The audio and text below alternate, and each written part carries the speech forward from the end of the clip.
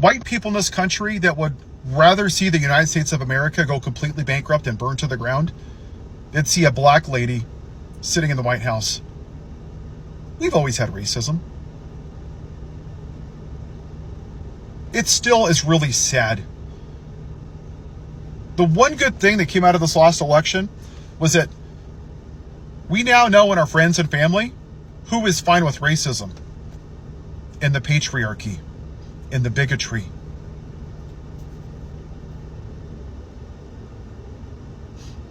You voted for the most unqualified, morally bankrupt, bumbling idiot who is stealing money in front of your faces. And you're fine with that because he's white. None of this shit matters. None of it. Because that's what we're dealing with right now, is the original sin of the United States of America, white supremacy.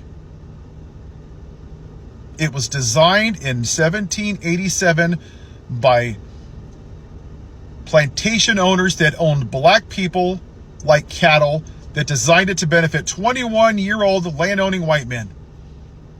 You'll talk about the Second Amendment every day, but you'll be damned if you ever talk about the 3/5 Clause or Jim Crow or segregation, because you don't want to talk about history, actual American history. You want to talk about white history. Only the parts that make you feel like an alpha male. That flag that you worship, it's a symbol. You worship it as if it's a religion. What's up, YouTube family? Welcome back to my space. This is Evans Raela. Guys, thank you so much for tuning to watch this episode. I do not take your support for granted. So far, on today's video, I want to show you a video of a white man talking about the privileges white people have had over black people in America. He says that white people in America can easily ensure that America goes down than, elect a black leader as the president of the United States of America. They'd rather see the economy fall. They'd rather elect a leader who is not able, to achieve what a leader should, but not vote in a black person to be president in America. He also speaks about racism and how injustices have been perpetuated in America against the black man. He also went on to speak about the white privilege in America and why black folks are not enjoying these same privileges. So family, I want you to watch this video keenly so that we may be able to learn from these white man in the video. Family, once the video is done, we will get back and do a critical analysis about the same. Let's watch this video together, family. I had an epiphany today. There are white people in this country that would rather see the United States of America go completely bankrupt and burn to the ground than see a black lady sitting in the White House. We've always had racism. It still is really sad. The one good thing that came out of this last election was that we now know in our friends and family who is fine with racism and the patriarchy and the bigotry.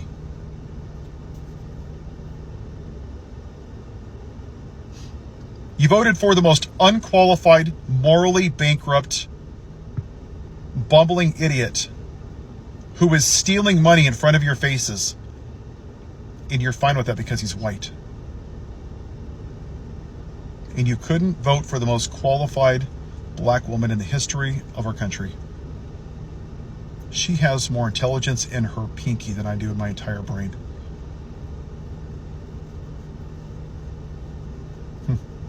249 years, we still haven't voted for a woman.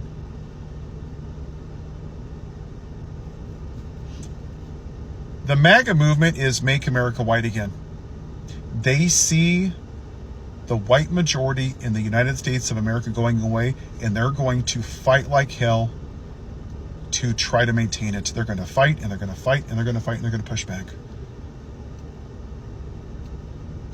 And the reason that we're still having these conversations is because enough people that look like me haven't been saying what I'm saying right now, because we sat on our asses and did nothing during the civil rights movement, during Jim Crow, during segregation, during internment camps for Asian Americans. Doesn't affect me. I'm good. If you look like me right now, in this point in time, and you're still going to hide behind your privilege because your family member wasn't snatched up by an ICE member, because your family wasn't redlined, because your family wasn't picked up at night for being the wrong skin color, then you're complicit in all of this. I don't give a damn if you like it. I really don't. Silence is complicity. Throughout the history of the world and our country, bad people have gotten away with so many atrocities because good people stood by silently. There are a lot more of us than them. And these senators that are going to vote on this bill, this big ugly bill, they created Frankenstein because they ginned up their uneducated white base to say that your version of white America is going away. DEI, CRT, trans people, litter boxes, Dr. Seuss, Mr. Potato Head, Bud Light, Nancy Pelosi, her emails, his laptop. We can spend 3 hours talking about the things that scare you. But the reality is your version of white America is going away, and it scares the hell out of you. Well, that's too damn bad. I shouldn't have privilege, but I do. And I'm choosing to do what's necessary. What we as white people should have done for the last couple hundred years. Use my privilege to say what needs to be said. It doesn't matter if the red team or the blue team sits in that White House. It doesn't matter. It doesn't matter. Because until this issue is resolved, none of this shit matters. None of it. Because that's what we're dealing with right now, is the original sin of the United States of America, white supremacy. It was designed in 1787 by plantation owners that owned black people like cattle, that designed it to benefit 21-year-old land-owning white men. You'll talk about the Second Amendment every day, but you'll be damned if you ever talk about the 3/5 Clause or Jim Crow or segregation, because you don't want to talk about history, actual American history. You want to talk about white history. Only the parts that make you feel like an alpha male. That flag that you worship, it's a symbol. You worship it as if it's a religion. But you don't give a damn about the people that the flag represents. I find it rich that every Sunday, you MAGA Pharisees, you fake Christians, go to church with your Joe and the Hill bumper sticker and your F. Joe Biden flag, because nothing says I love Jesus like that. So many people must be turning to God because of you. And you sit in church and you preach, my God is an awesome God, and love thy neighbor as thyself. But you only seem to love thy white neighbor.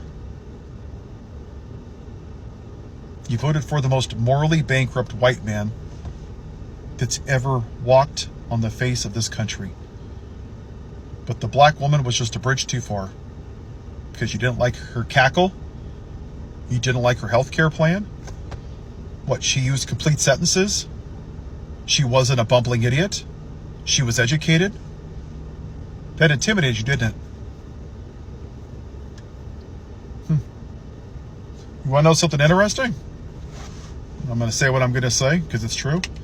If black women ran this country, we wouldn't be in this shit right now. We wouldn't. We'd be a hell of a lot better off as a country right now if they were. They're smart, they're intelligent, they're powerful, they're strong. And they put up with shit that you and I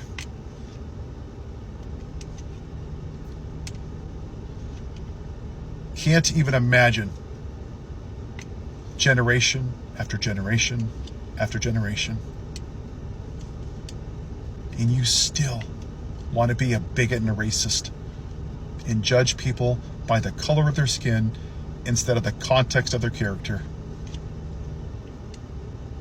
You are the reason that America is not great. You are. Be better. I made the mistake of going through the radio and listening to MSNBC by accident. I don't know why, I just had it in the background. And this reporter said, "This is not who we are." Yeah, it is. It's exactly who we are as a country. Too many of us refuse to admit that's who we are because of our privilege. 14 million children go to school hungry. 36.8 million people, or 11.1% of our population, live in poverty. 1.9 million people are incarcerated, the highest number in the world. 800,000 people approximately that are homeless in this country. 40,000 plus people pass away every year from firearm violence. Women don't even have rights. They have their sepsis rates going up. We have a convicted felon in the White House. What do you mean that's not who we are? For 200 years, we treated people that were black less than everybody else. We said they were only worth 3/5 of a person. And the people that made those laws owned black people, like livestock. The founding fathers that you guys worship. They couldn't vote. They couldn't drink from the water fountain. Women didn't have rights. They couldn't vote, couldn't have credit, couldn't have no-fault divorce until, hell, what, the 80s, I think it was? Black people couldn't vote till the 60s? We put Asians in internment camp? We stole the land from the Native Americans. Some of the land we took from Mexico. Hell, we even sold the land from the Hawaiians. So, honestly, what do you mean that's not who we are? This is who we've always been. This has always been a male white patriarchy. Period.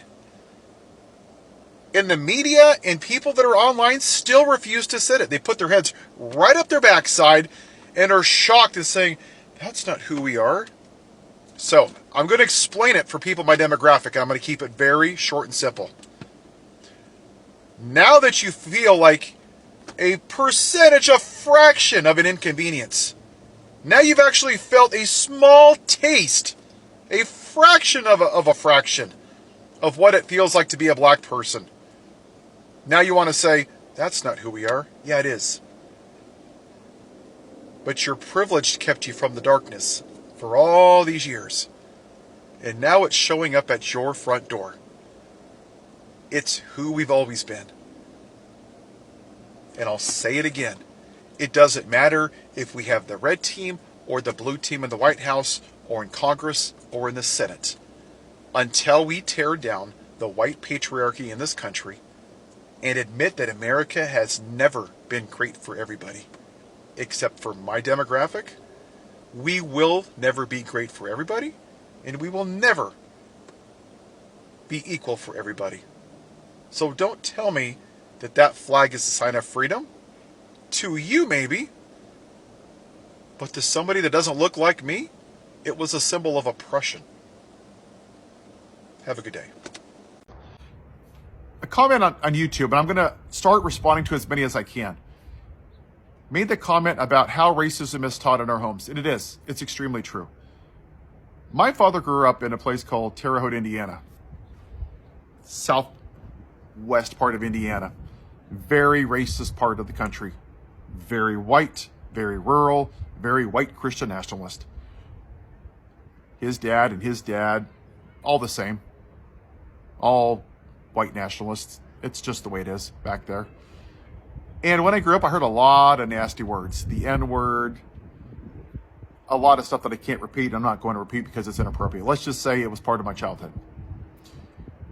And many years later, when I got married, I had said something.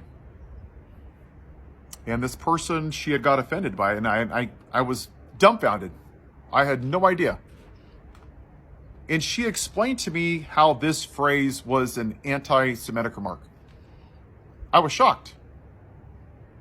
20 something years later, I still remember that to this day, how shocked she was that I said it. And I've never said it since, obviously.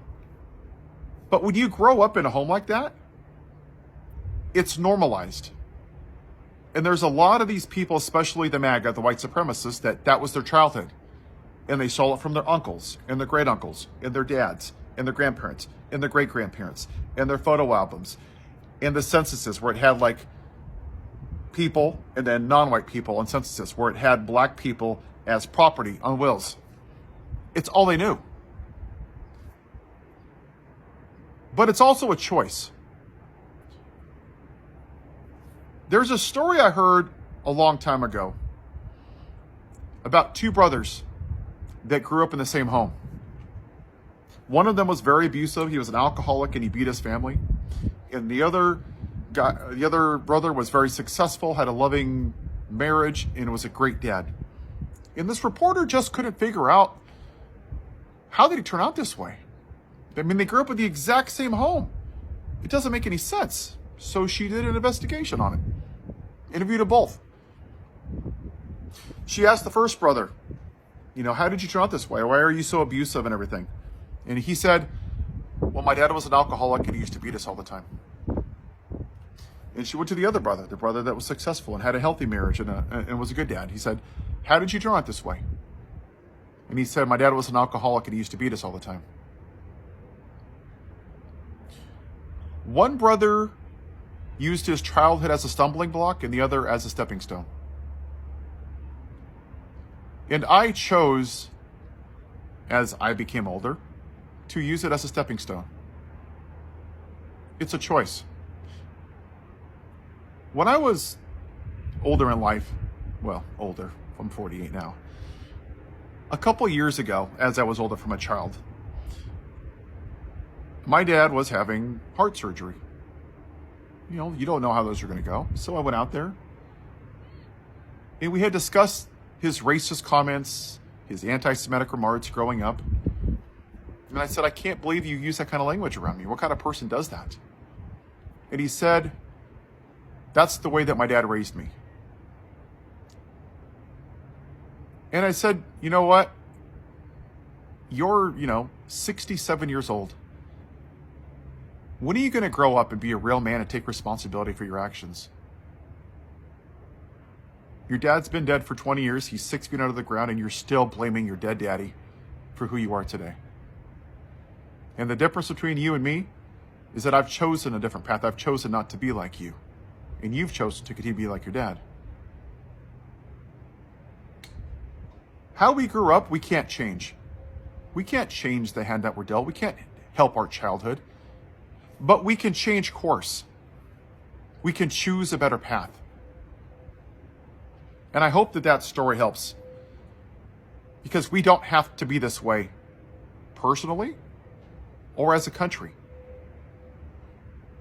And I'm going to keep telling these stories because the only way that racism is going to end in this country, if white dudes like me keep telling these stories, because we're the ones that benefited from this country since 1787, and we're the ones that benefited from us now. And we have to be better. I can't change the way that things have been, but I can sure as hell promise you that I'm going to do whatever I can with as many followers or as little followers as I have, even if it's one, to speak up for what's right. I'm going to choose a better path. Are you? Family, we are living in a time where more and more woke white people are coming up and starting to talk about topics that rarely are spoken in white communities in America. The last time I checked, many of the white folk are always very, very shy to speak about the privileges they get as white people in America. They tend to enjoy these privileges, and many a times they do not want to talk about racism. They do not want to talk about how they've been treating black folks in America. Seeing woke white people come up with this conversation, talk about a conversation that is rarely spoken in their community, I really give them a lot of respect for even coming up with these topics and discussing them openly to teach white people, to try and make them unlearn certain virtues that they were taught growing up. The speaker in the video says very well that some of these behaviors were taught to them growing up. Some of them were taught to be racist, from a tender age. They were taught about black people being nobodies, black people being inferior. Their parents associated black people with wrong stereotypes. They taught them nothing but lies about black people. Nothing good can come from them. They are thieves. They do not deserve to mix with them. These are some of the things they were taught. The speaker in the video also proceeds to say that white America would rather fall down. America would rather go to its ruins than white Americans to vote for a black leader who's able to uplift the country. They'd rather push the MAGA agenda, make America great again. In this case, the speaker in the video says that MAGA is just but a force to ensure that America is white again. That's the ideology that is always being pushed by the MAGA movement to ensure that the white leader, remains in power and the black people continue suffering. So he says that white people would rather see America go down than elect a black lady. In this case, we know who we are talking about. White people voted for unqualified president because he is white. They cannot fathom to see another person take power who is not white. They'd rather choose a leader who's not qualified. They'd rather choose a leader who would make life difficult. They'd rather choose a leader who is not suited for that position, just to ensure that the white people continue enjoying the white privileges in America.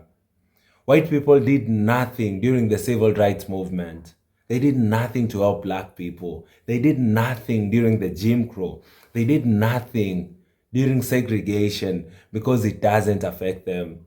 They were enjoying the privileges that they've always gotten as white people in America. They did not tend to care even a bit about the black person. The black man has gone through a lot in America. The black man went through difficulties during the time of Jim Crow, during the time of civil rights.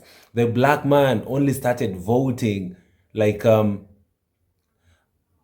after a very long time. The black man did not have the right to vote in America. They wanted to ensure that the white supremacists still push the agenda. White people are really, really hiding in their privilege in America. They do not want their privilege that they've been enjoying long since the days of slavery to end.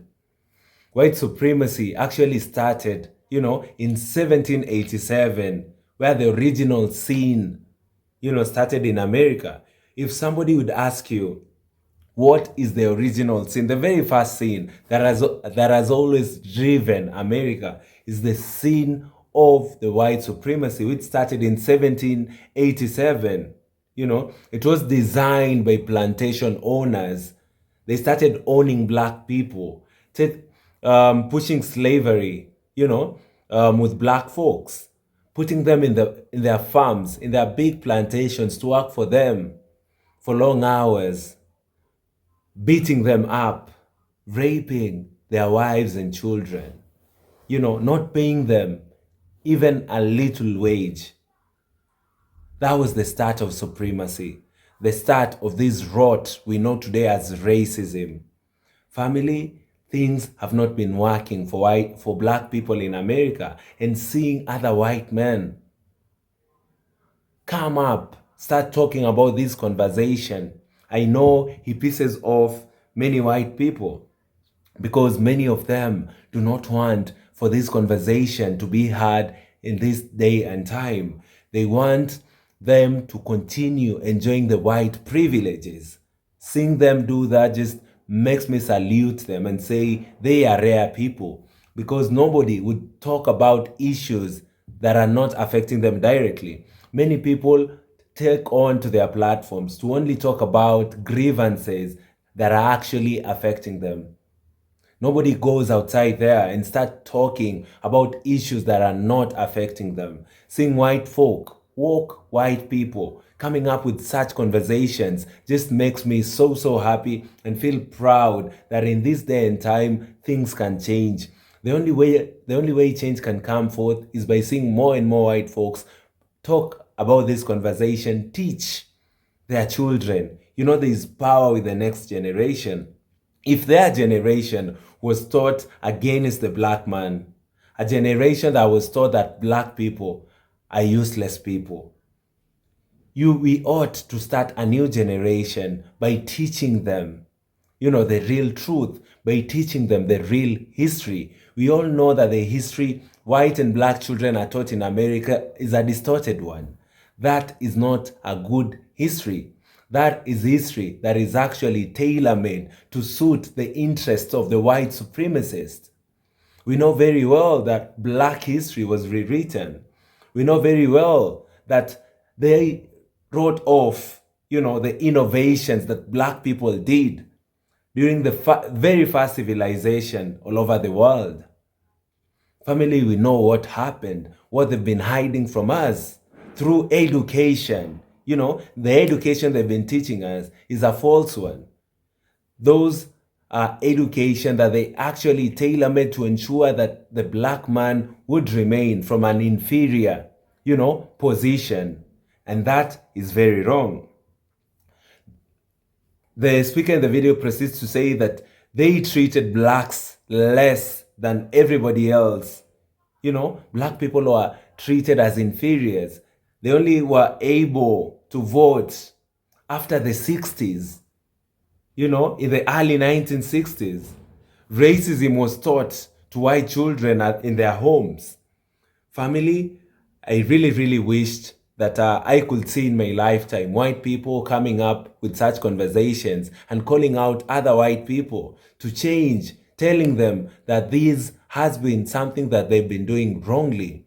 Family, once again, I salute the gentleman in the video for having to discuss such a conversation, a discussion that many white people actually choose not to talk about. Family, let me know in the comment section down below what you think about today's video, and I'd really appreciate.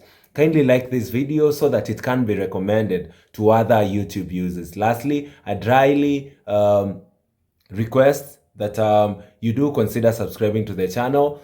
We are currently on the road to 50,000 subscribers, and guys, we can never achieve this milestone if you all don't subscribe to the channel and sharing my videos with your family and friends. The goal of the channel has always been to talk about black history, black empowerment, and to ensure that we tell black stories the black way. Thank you guys. See you all in our next episode. Goodbye for now.